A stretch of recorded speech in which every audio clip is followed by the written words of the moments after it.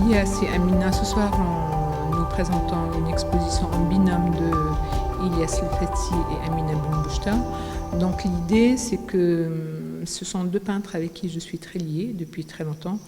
J'ai vraiment beaucoup de sensibilité et d'intérêt par rapport à leur travail.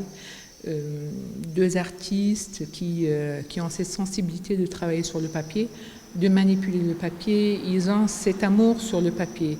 Et comme le dessin, moi je suis une grande fervente amatrice du dessin.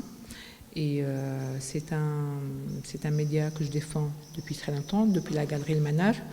Le dessin m'a toujours émue par sa vulnérabilité, sa force, sa sensibilité. Dans l'exposition Pharsalus, en fait, c'est le résultat d'un travail d'une année. On a déjà fait une première exposition ensemble et celle-ci c'est la deuxième, plutôt basée sur le dessin. Le thème est très dur, très lourd, parce que Pharsalus c'est une guerre qui a eu lieu lors de l'Empire romain. Et ça montre bien, vu l'actualité, que les guerres restent toujours d'actualité en fait. Donc l'état du monde n'a pas beaucoup évolué depuis, malgré les progrès, malgré tout ça. Donc les artistes sont extrêmement sensibles à ces problématiques. L'art permet de sublimer beaucoup de douleurs et de traverser un petit peu les choses. En tout cas, nous, en tant qu'artistes, on a besoin de faire sortir ces choses qui sont en nous.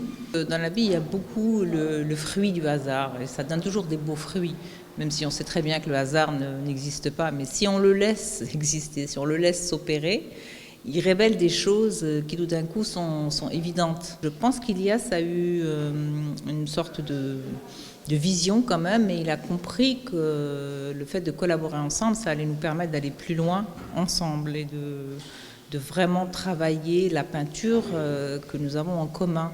Il y a vraiment entre lui et moi ce rapport très particulier, très spécial à la peinture et au dessin.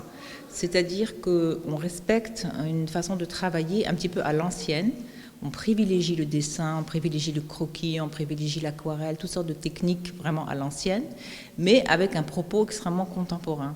Et cette espèce de recherche de modernité permanente nous a vraiment réunis.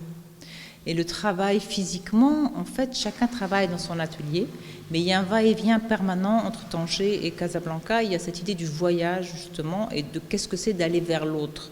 Parce que des artistes, comme vous le savez, ils ont des égos énormes, donc jusqu'où on peut aller. Mais en fait, quand on a de gros égos, mais que c'est la peinture qui compte plus que tout, on laisse tout pour la peinture.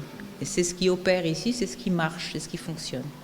On ne cherche pas à se mettre en avant l'un ou l'autre, on laisse parler la peinture et elle peut parler à travers lui, comme à travers moi ou comme à travers nous deux. Et donc je travaille dans mon atelier, il travaille dans le sien. Ensuite on va l'un chez l'autre et on choisit des pièces qu'on ramène chez soi, qu'on retravaille, qu'on renvoie, qui reviennent, qu'on retravaille. C'est comme ça que ça se passe. Mais disons que ce sont des pièces assez rares parce que voilà, c'est les pièces à deux. Même si l'idée c'est de travailler dans la durée, c'est quand même des pièces exceptionnelles, des pièces plus rares que les autres, parce que nous, chacun, je continue de travailler de mon côté, il continue à travailler de son côté aussi. Ça, c'est vraiment une collection particulière.